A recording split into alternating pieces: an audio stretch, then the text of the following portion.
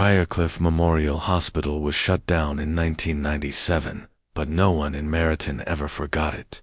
Hidden behind overgrown trees at the edge of town, the hospital stood like a decaying relic of misery. Locals whispered about the fourth-floor psychiatric wing where patients had gone missing. The town claimed asbestos caused the shutdown, but others knew better. Ethan Marlowe had always been drawn to places the world tried to forget. A freelance journalist with a small but dedicated following. He'd covered haunted prisons and forgotten asylums. But when an anonymous tip led him to Briarcliff's unsolved patient disappearances, he knew this could be the story that would finally launch his name. He reached the hospital on a gray November evening. The gates were chained, but a loose fence panel gave him entry. The closer he got, the quieter it became. No wind, no birds, just the steady crackle of dried leaves beneath his boots. Inside, the air was thick with mold and rot. The entrance hall was littered with collapsed ceiling tiles and rusted wheelchairs.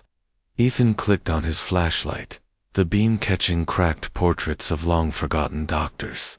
One of them looked disturbingly fresh, as if someone had wiped the dust off it recently.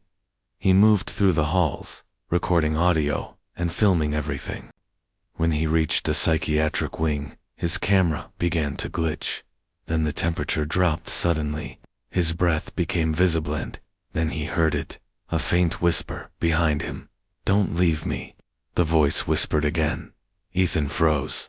He turned on the voice recorder and replayed what he'd just captured. The whisper was clear and unmistakably human. The hallway ended at a door marked Wing C, closed indefinitely. It was sealed with police tape, but the tape had long since fallen.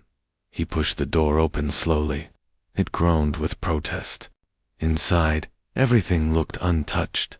Bed still made, clipboard still hanging. IV stands upright. In the corner bed, a patient gown was laid out neatly, blood-stained, and folded like it had been waiting for someone. Beside it sat an old photograph of a girl in a nurse's uniform, eyes scratched out in ink. Suddenly, he felt a sharp pain across his back. He spun around. No one was there. But when he lifted his shirt in a shattered mirror, 3 thin red scratches burned across his skin. Ethan staggered back into the hallway.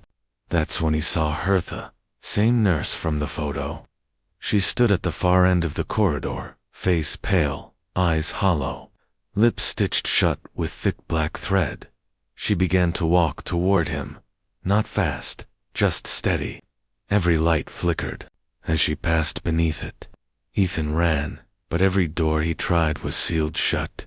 The hospital didn't want him to leave. In desperation, he found a maintenance hatch and crawled through. Behind him, the stitched-mouthed nurse screamed not audibly, but inside his mind. Her voice echoed within him. "You're one of us now." He tumbled outside through the window he had entered from. His car was still there, but his keys were gone. He drove away with a screwdriver jammed into the ignition, heart racing, eyes wild. The next morning, he found his backpack on the passenger seat.